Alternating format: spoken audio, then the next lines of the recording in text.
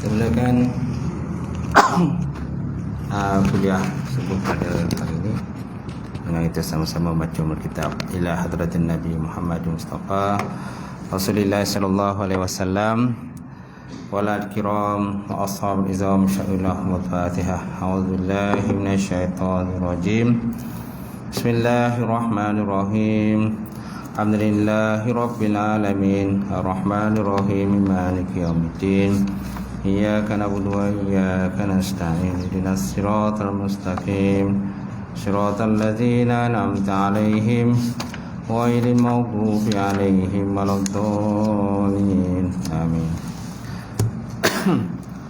Assalamualaikum warahmatullahi taala wabarakatuh. Alhamdulillahillazi nahmaduhu wa nasta'in wa nastahdi wa na'udzu billahi min syururi anfusina wa min sayyiati a'malina. May yahdihillahu fala mudhillalah wa may yudlilhu fala hadiyalah. Asyhadu an la ilaha illallah wahdahu la syarikalah wa asyhadu anna Muhammadan abduhu wa rasuluh. Allahumma salli wa sallim ala sayyidina wa nabiyina wa maulana Muhammad wa ala alihi wa sahbihi ajma'in. Qala Allah Subhanahu wa ta'ala fil Qur'anil Karim. Ba'da billahi minasyaitonir rajim. Bismillahirrahmanirrahim. Wal 'asr innal insana lafi khusr illa allazina amanu wa 'amilus solihati wa tawasaw bil haqq wa tawasaw bis sabr. Maksudnya demi masa semuanya manusia itu semuanya berada di dalam kerugian kecuali orang-orang yang beriman serta mengerjakan amal yang soleh serta bersama dengan kebenaran dan bersama dengan kesabaran. Waqala Nabi sallallahu alaihi wa ala alihi wa sahbihi wa baraka wa sallam, la yu'minu ahadukum hatta hawahu taba'an lima jitu bih.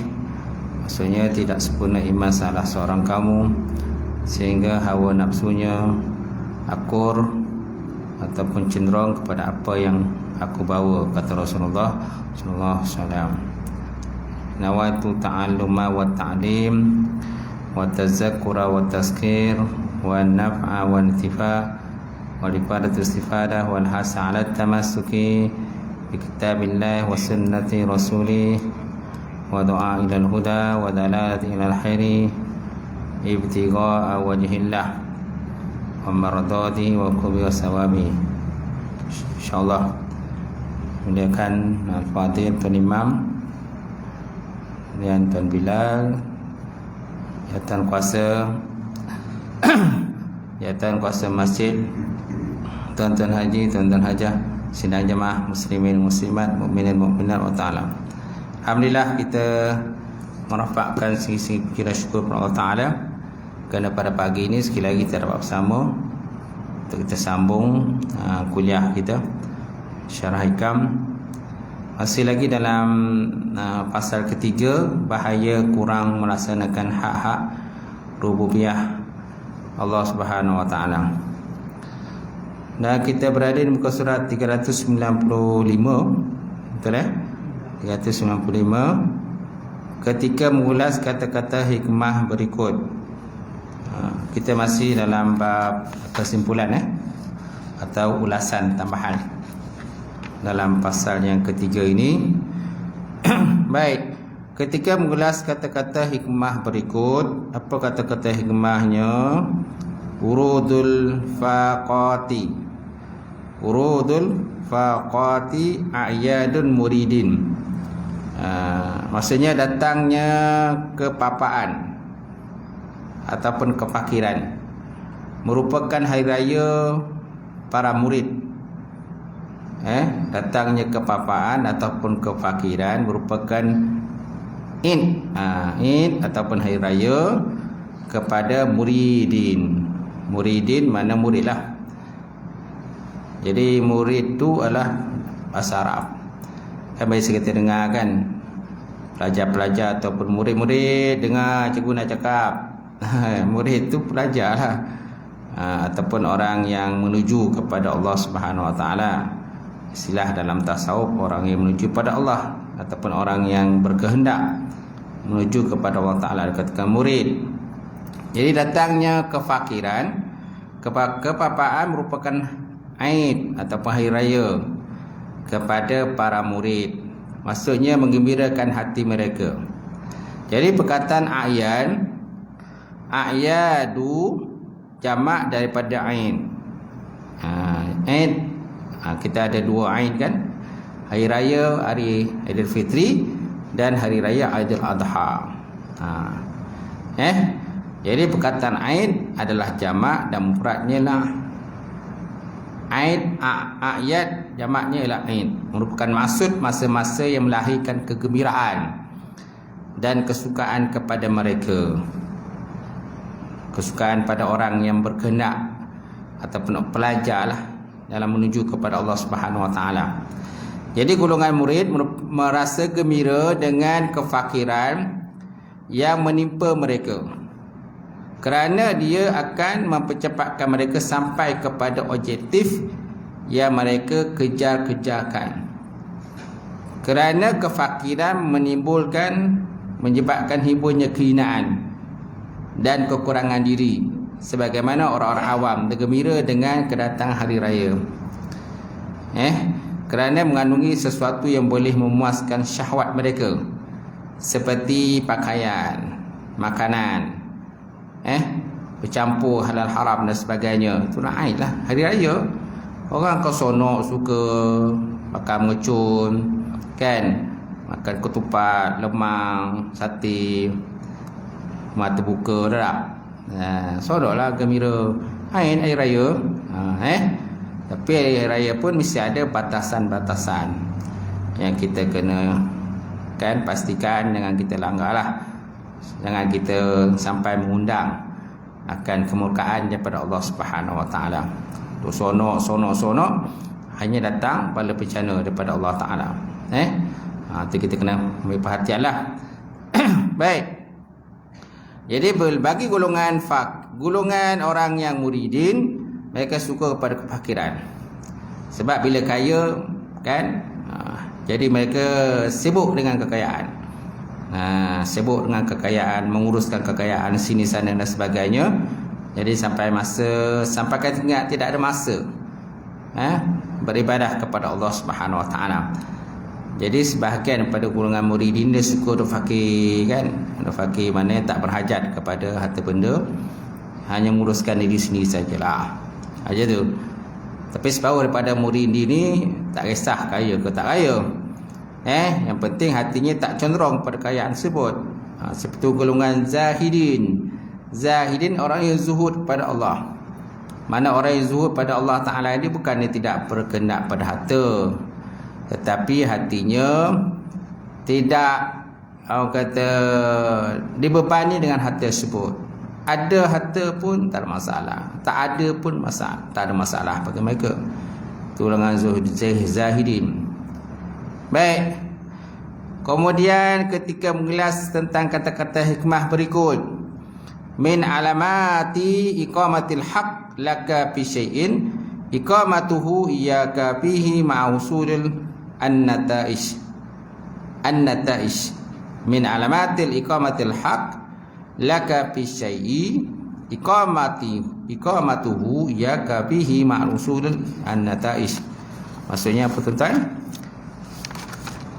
Maksudnya di antara tanda bahawa Allah SWT menempatkan anda pada sesuatu makam, ini makam tajrid atau makam asbab. Makam tajrid, asbab dah kita dah belakang lah, kita dah bahas belakang. Di mana makam tajrid ni ialah makam wali-wali Allah Ta'ala lah, mana tidak ada usaha dan ikhtiar. Ada usaha ikhtiar pun sikit sangat. Maka asbab ni lebih pada usaha dan ikhtiar. Nak sesuatu kena usaha dan ikhtiar. Tak ada usaha ikhtiar tak akan berjaya. Makam tajrid ni makam wali Allah. Sikit aja usaha kan sudah mendapat sesuatu yang dikenaki. Baik. Jadi antara tanda bahawa Allah Ta'ala menempatkan anda pada suatu makam, sama ada makam tajrid ataupun makam asbab, ialah dia menempatkan anda pada makam itu dengan boleh menghasilkan buah-buahnya. dengan boleh menghasilkan nataish, segala buah-buah daripada makam tajrid ke ataupun makam asbab dan sebagainya.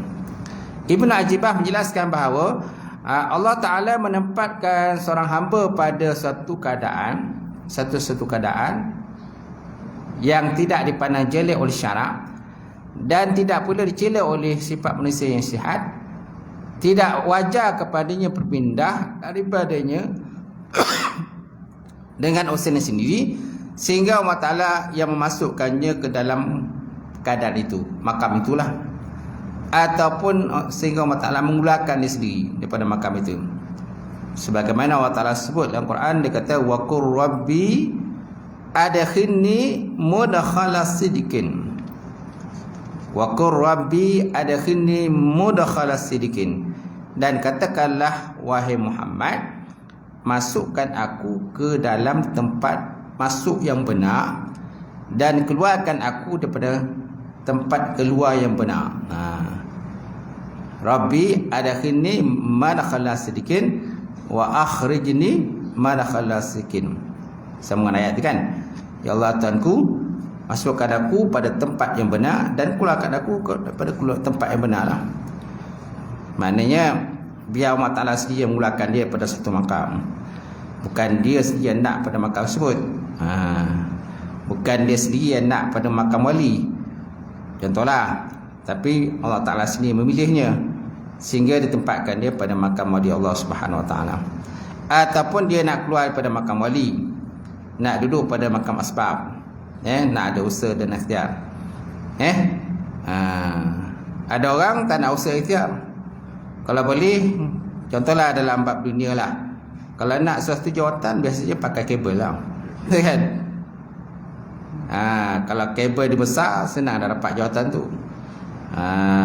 Malah kadang-kadang kan, tolonglah, bantulah ustaz, tolonglah. Okay, biasalah kalau nak jawatan kan, mesti pasang kabel. So, kalau ada orang dalam, senanglah dapat. Tapi ada orang dia nak ke satu jawatan tu, tak ada nak pakai kabel pun, walaupun ada pak saudara dia dalam tu. Walaupun ada mak saudara dia kerja dekat situ, tempat tu, tapi dia tak pakai kabel pun, tak ada pun beritahu. Maknanya dia minta tu atas usaha dia sendiri, di atas kelayakan dia, bukan sebab kabel. Bukan fast track kan. Banyak orang kan fast track, nak fast track, nak dapat ijazah cepat, nak dapat diploma cepat.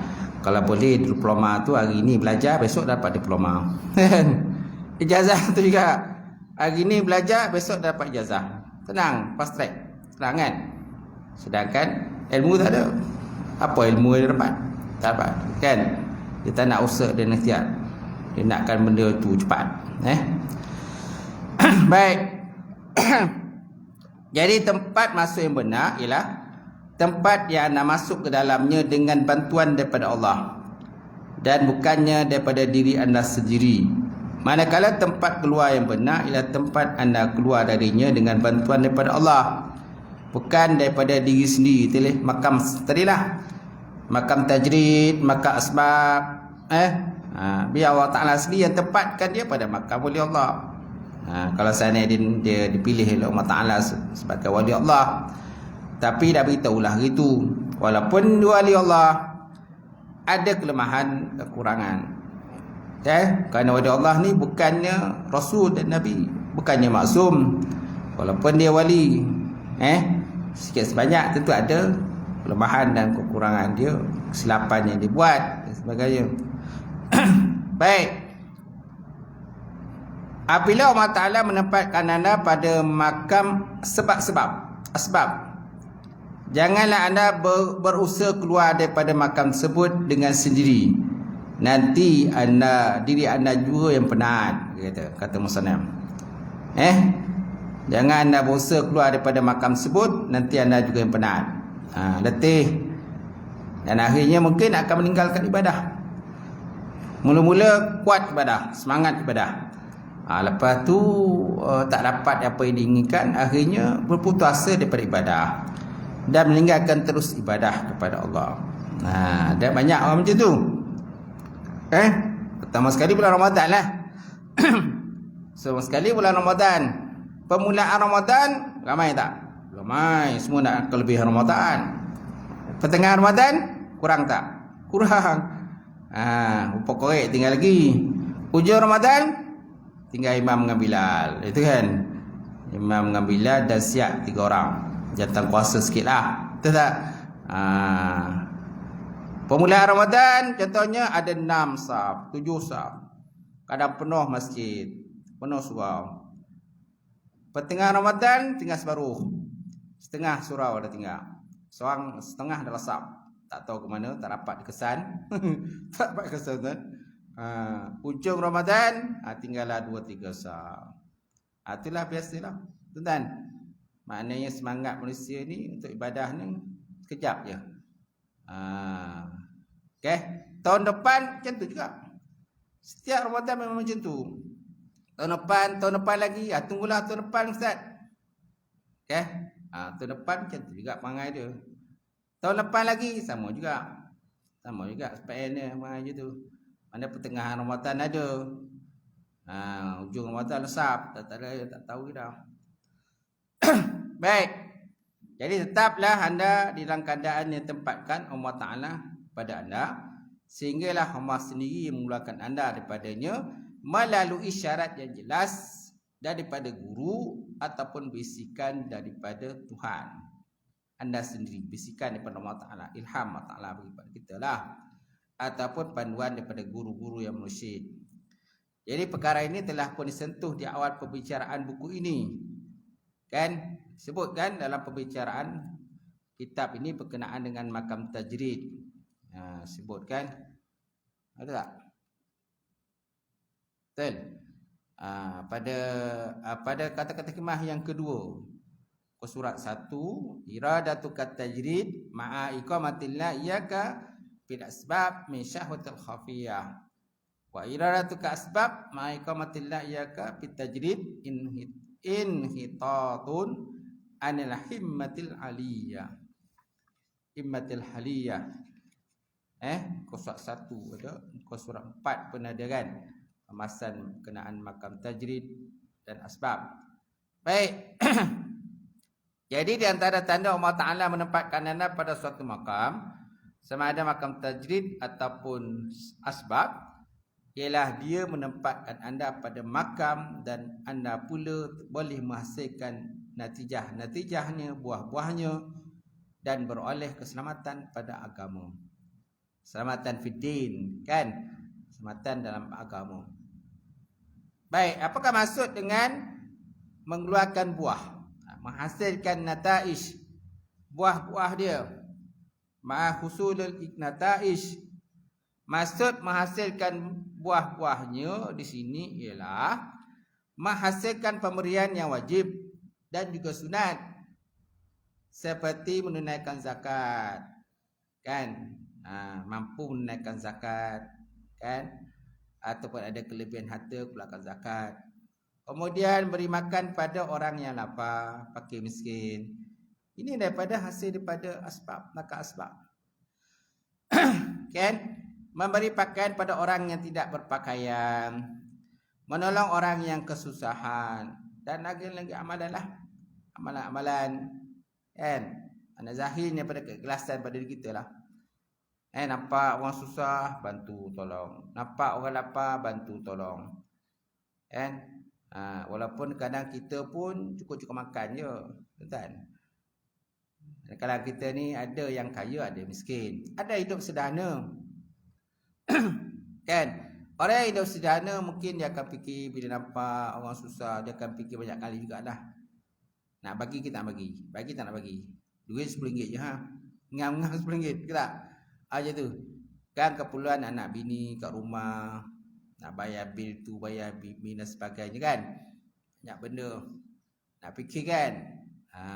Harga barang naik. Harga ayam naik. Ayam pencen. Ayam organik naik tak? Kan? Ayam pun macam-macam jenis ayam. Kata Jalil apa tu penyanyi tu. Kan? Ada ayam tin. Kan? Macam-macam ayam kan. Baik. Jadi maksud menghasilkan buah tadi, usulan nata'is, ialah menghasilkan pemberian yang wajib. Maknanya zakat, pemberian wajib kan, dan sunat sedekah, beri makan orang fakir miskin, memberi pakaian orang yang tidak berpakaian, anak-anak yatim. Kita nampak dia tak ada pakaian, ulah kesian kan. Kita lah bagilah. Tapi kalau banyak sangat pun susah juga nak urus. Tahu-tahu tu banjir kan. Time banjir tengoklah orang bagi pakaian. Kan, timbun pakaian bagi. Sampai kan tak ada orang nak urus. Dulu kan banjir besar kan yang dekat Shah Alam tu. Sesen berapa tu tuan? Sesen 24 kan. Ingat lagi kan?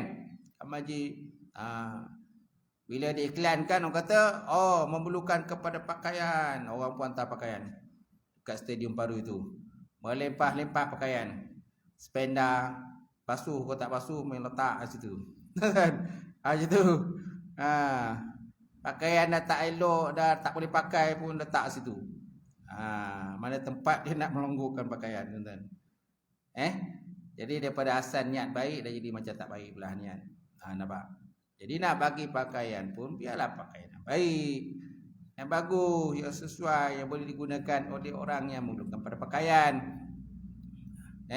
Ingat bukan pakaian yang tak elok. Jadi tengok keadaan dan ketika. Jadi pada niat yang baik akhirnya dapat dosa pula. Macam tu.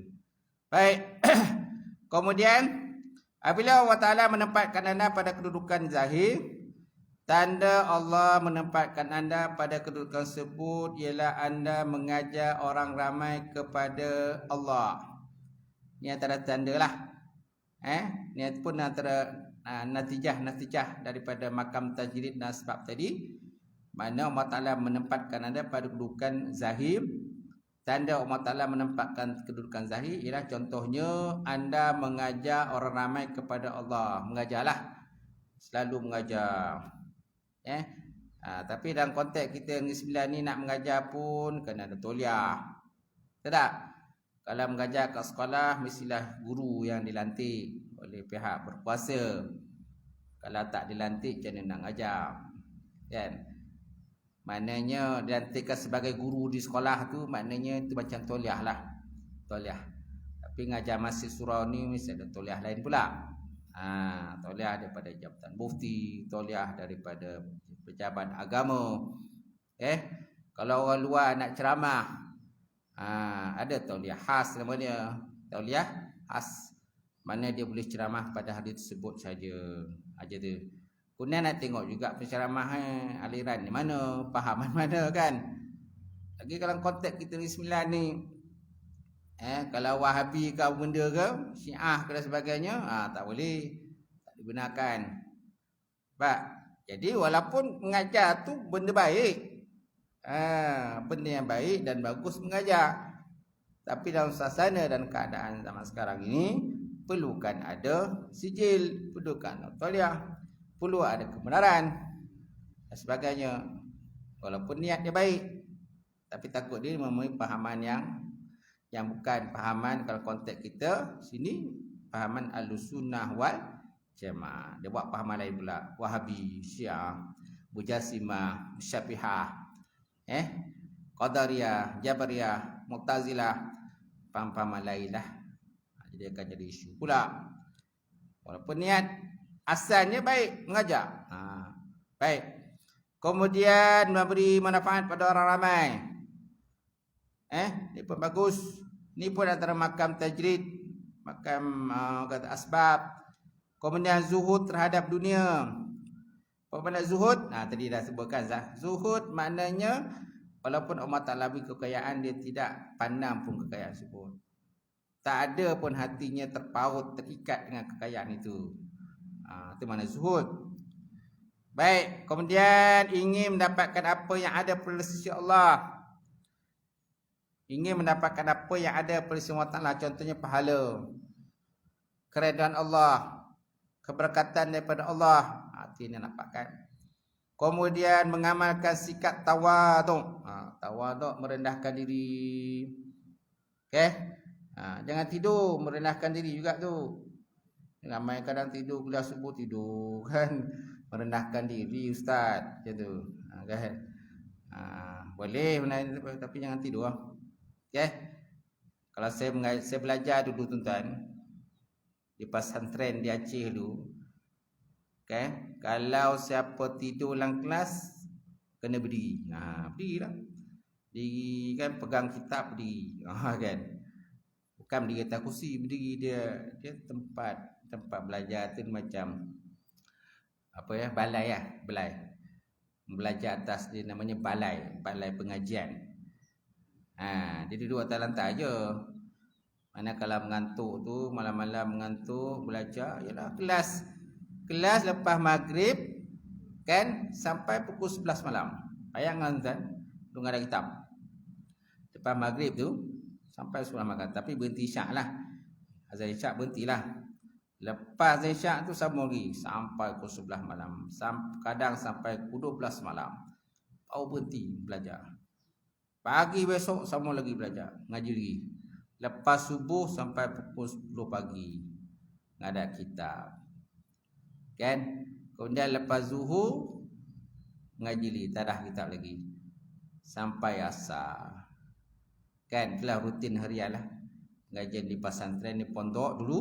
Kan? Itu yang kadang-kadang terangguk. Tak? Mula-mula start belajar tu kan memanglah cergas. Tapi bila dah tengah-tengah pengajian tu adalah mula ngangguk tu. Jangan tidur kadang lalap kan. Ada kitab tengok kita. Tahu tak? Jadi cara dia nak hilang ngantuk tu berdirilah. Berdiri. Kan? Ustaz dia tak ada suruh berdiri pun tak ada. Kita volunteer berdirilah. Kita sukarela berdiri untuk menghilangkan mengantuk. Macam tu. Tapi kalau tuan-tuan sini berdiri, pelik sikit lah orang tengok. Kan jadi viral pula kan. Baik. Jadi kita tengok semula. Jadi mengamalkan sikap tawaduk dan bersabar menghadapi kerenah para murid yang belajar dengannya. Kerana murid ni macam-macam. Kalau 100 orang murid, contohlah seorang guru terikat dia ada 100 orang murid. Macam-macam perangai tu dengan 10 perangai. Suruh PL. Kan? Baik, begitu juga dengan lain-lain kerja yang dialaskan di atas mansyar syarak. Tak wajar kepada seorang itu keluar daripada keadaan tersebut. Tak wajar keluarlah. Tak wajar dia keluar daripada makam asbab pada makam tajrid. Ataupun daripada tajrid ke asbab. Tak boleh suka-suka, biar Allah Ta'ala sendiri yang pilih. Macam tu. Baik. Kemudian apabila Allah Ta'ala menempatkan anda pada makam tajrid pula, hendaklah anda sentiasa bertizam dengan pintu tajrid itu dan beradab dengannya. Sehingga Allah Ta'ala membuka pintu lain kepada anda. Bila kita dah berada di makam tajrid, makam wali-wali Allah, makam yang tak ada usaha dan ikhtiar, kan, nak pergi mana je suka kita boleh, nak terbang ke mana saja suka boleh, berjalan atas air, terbang atas udara, kan, berada dalam dua tempat dalam satu masa. Apa saja keinginan kita boleh dapat. Kan. Jadi tanda ia menempatkan anda pada makam itu ialah terhasilnya natijah-natijahnya, iaitu berlaku peningkatan hal keadaan dan maqamat sehingga sampai kepada peringkat akhirnya. Kan, maqamat ni jamak daripada makam lah. Jamak daripada makam ataupun kedudukan. Bukan makam yang pusara tu. Pusara tu makam juga. Kubur kan. Kubur makam. Jadi makam tu asal perkataan bahasa Arab lah. Makam. Pusara kan, makam kan, bahasa Arab lah. Baik. Jadi makam itu antaranya ialah makam taubah. Antaranya makam taubah, makam benar, makam syirik benar. Kemudian makam sakinah, tenteram. Kemudian makam muraqabah, mengintai. Allah Ta'ala merasakan Allah Ta'ala sentiasa memperhatikan kita lah. Murakabah. Dan apa lagi? Makam musyahadah. Musyahadah, penyaksian. Penyaksian. Musyahadah, syuhud. Syuhud wadah bi kasrah, syuhud kasrah bi wahdah. Pandang banyak pada satu. Pandang satu pada banyak. Kan? Itu istilah yang terdapat dalam. Kat mana tu? Kat mana jumpa istilah tu kan? Itu dalam kitab Durun Nafis. Kitab Durun Nafis. Kan? Itu kitab perbicaraan berkenaan dengan tauhid af'al, tauhid zat, tauhid ahad atau sifat. Tauhid asma wa sifat. Ada 4 panggil tauhid dalam kitab tu. Pertama, tauhid zat, mengesahkan Allah Ta'ala pada zat dia. Tauhid sifat, mengesahkan Allah Ta'ala pada sifat dia. Kemudian tauhid af'al, mengesahkan Allah Ta'ala pada segala perbuatan dia. Dan tauhid asma wa sifat, nama-nama Allah Subhanahu wa Ta'ala. Sifat-sifat Allah Ta'ala. Atau dia musyahadah.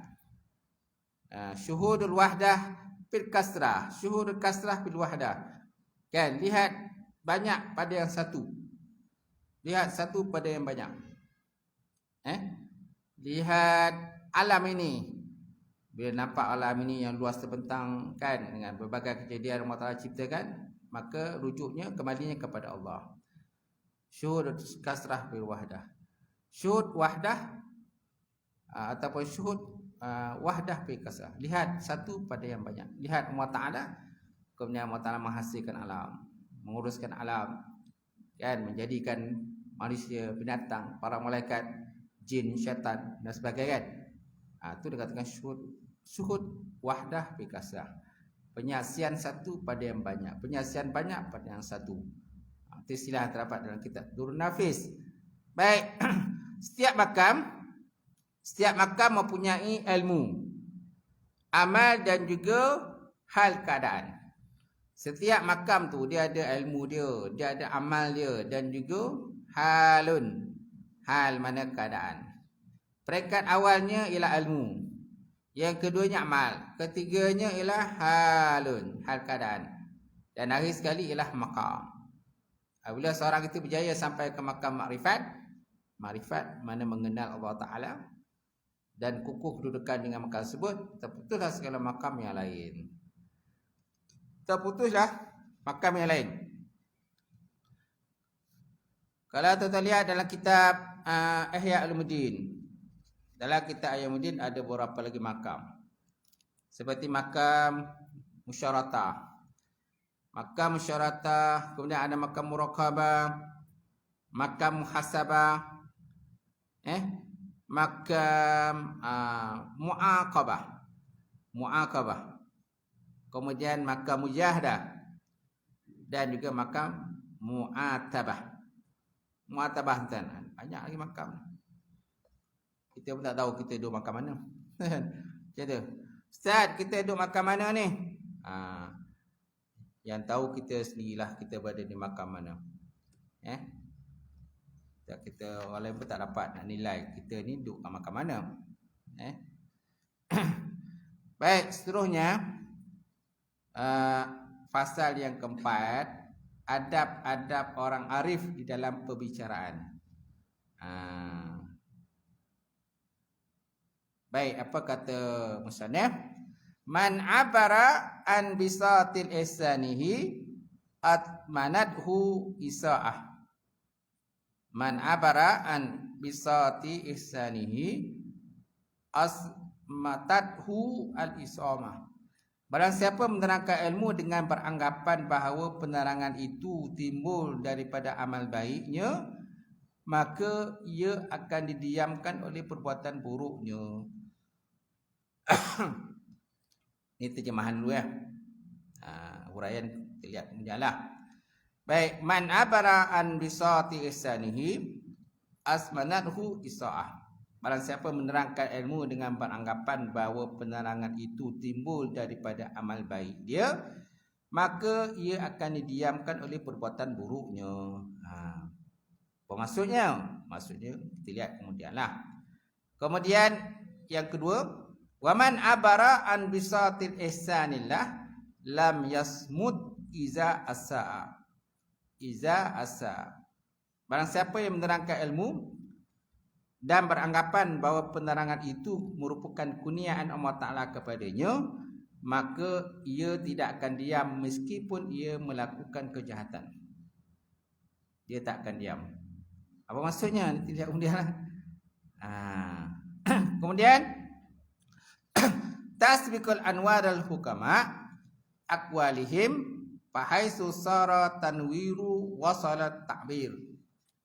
Barang siapa menerangkan ilmu, kemudian tasbiqul anwar al-hukama, cahaya para ahli hikmah mendahului perbuatan mereka.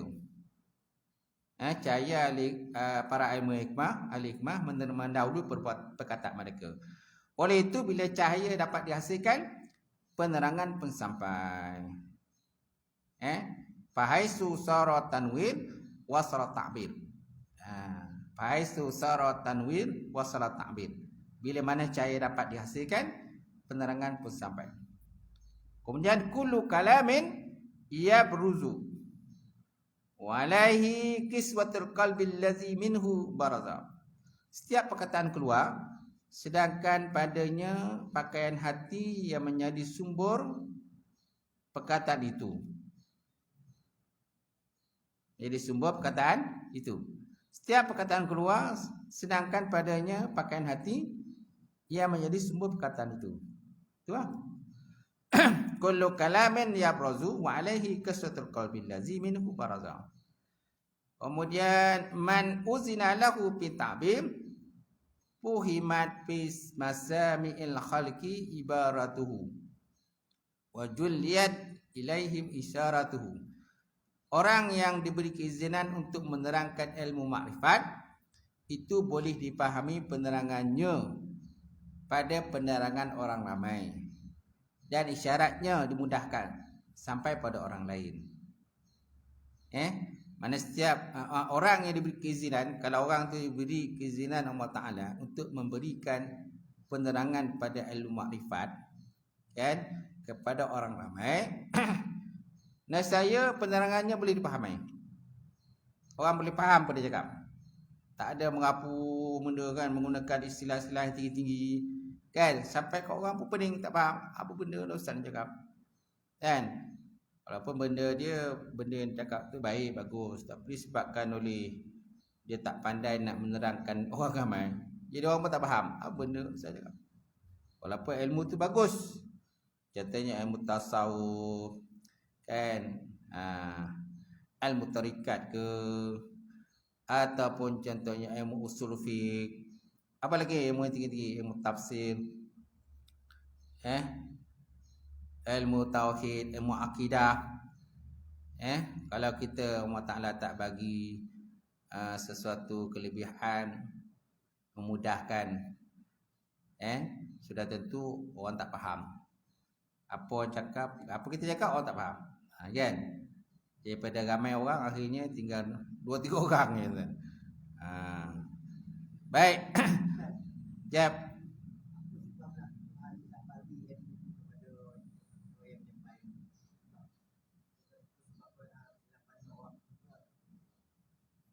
Kenapa tak dibagi?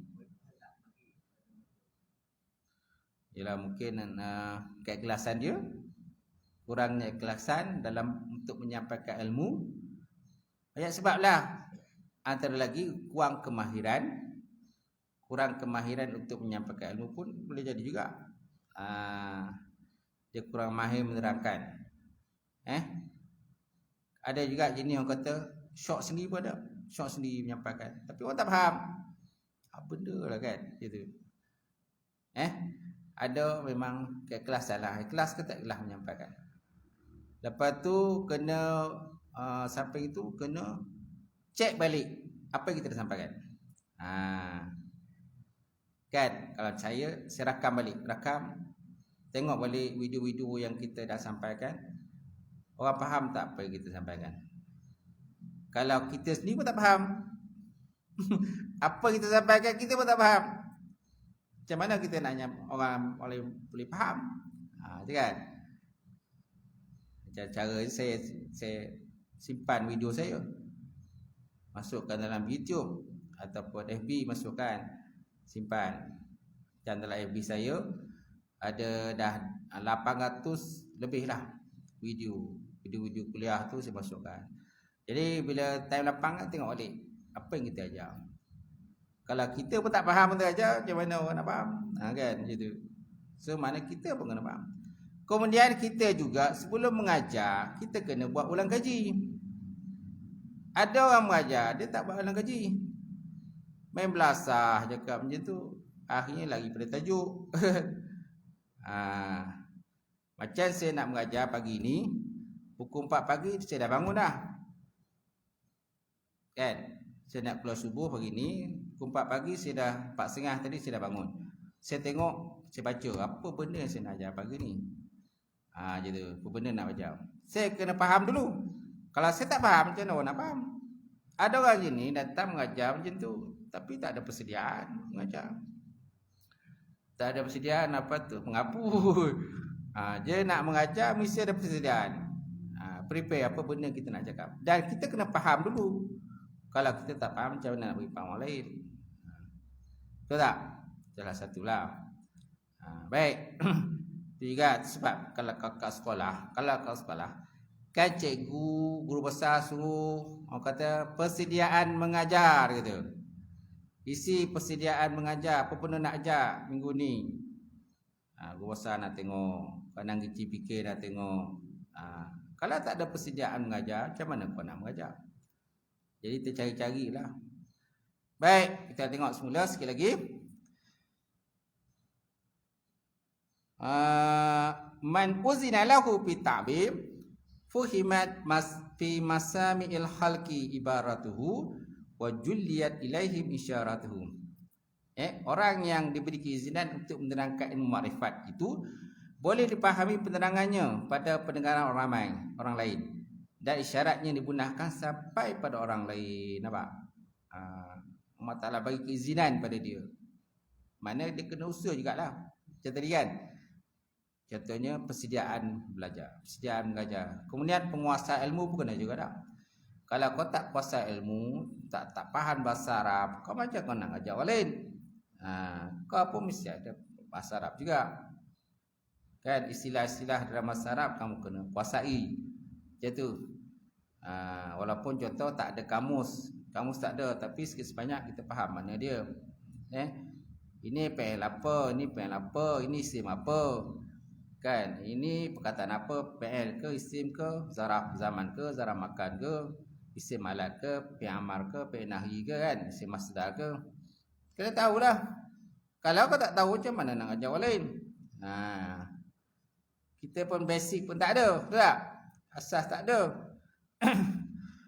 Maksudnya, kadang-kala hakikat akan keluar dalam keadaan tertutup cahaya. Tak?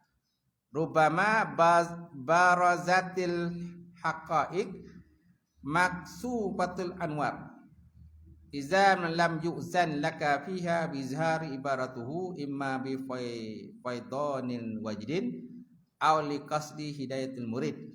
Panjang Kadang-kala hakikat keluar dalam keadaan tertutup cahaya.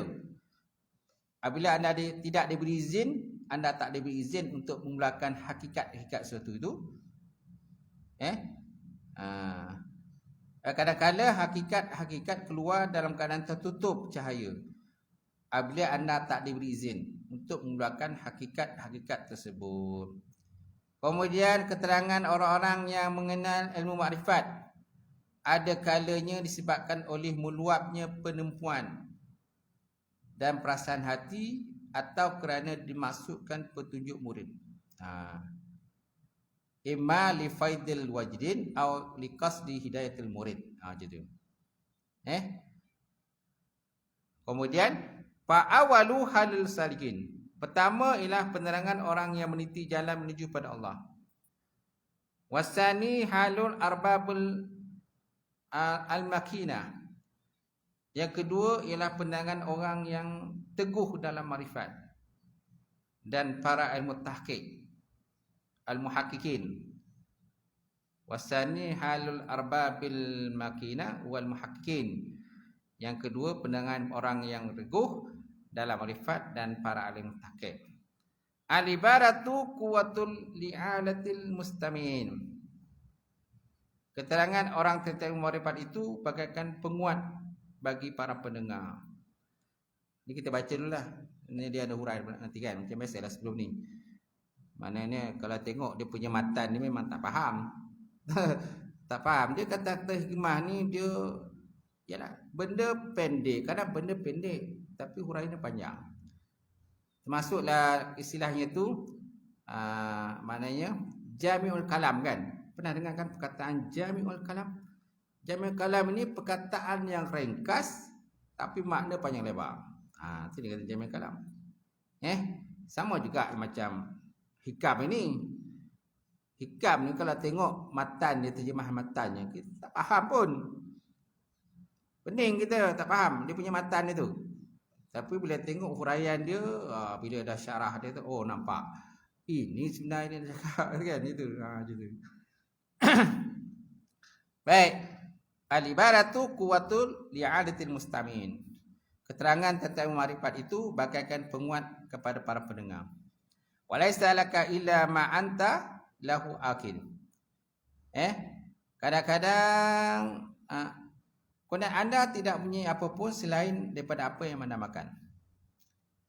Walaisa laka illa ma anta lahu akil. Tiada bagi engkau tu sesuatu apa yang kamu dah makan. Mana tak ada satu benda pada kita kecuali apa yang dah makan tu milik kita lah. Yang belum makan bukan milik kita. Walaupun kita yang masak. Walaupun kita yang masak, walaupun kita yang buat, kita yang proses, kita yang siam, kita yang potong, semua kita yang buat. Kita yang basuh, kita yang masak, kita yang uli. Tapi kan selagi mana kita tak makan, selagi itu bukan milik kita. Milik orang lain, milik anak-anak kita, milik cucu kita. Baik. Rubbama abara anil maqam man istarafa alaih. Kadang-kadang orang yang baru saja menghampiri satu makam sudah memberikan keterangan tentang makam tersebut. Dan orang yang sudah sampai pada makam tersebut kadang-kadang pula memberi penerangan. Rubbama abara anhu man wasala ilaih. Wa zalika multabisun illa ala sahibil basirah. Hal ini membuatkan sukar dipahami bagi si penerima penerangan kecuali bagi orang yang punya penglihatan mata hati. Wa zalika multabisun ila min sahibil basirah. Benda itu kadang tak faham. Kita nak dengar pun tak faham kecuali orang yang tajam penglihatan mata hati dia. La yanbaghi lisaliki ay abara an waradatihi fa inna zalika yukillu amalaha fi qalbihi wa yamnahu wujudul syirka ma'a rabbih. Tidak seharusnya bagi orang salih, apa makna orang salih? Orang yang menempuh jalan kepada Allah, menerangkan waridnya bila dia diberi warid oleh Allah Taala. Warid ni sebentuk cahaya. Cahaya lepas dia dah bahas warid, dia ada warid. Sebab hal itu dapat mengurangkan pengaruh warid tersebut pada hatinya dan menghalang kesungguhannya dalam menghadap Tuhannya. Wallahu alam. Pas itulah dulu. InsyaAllah.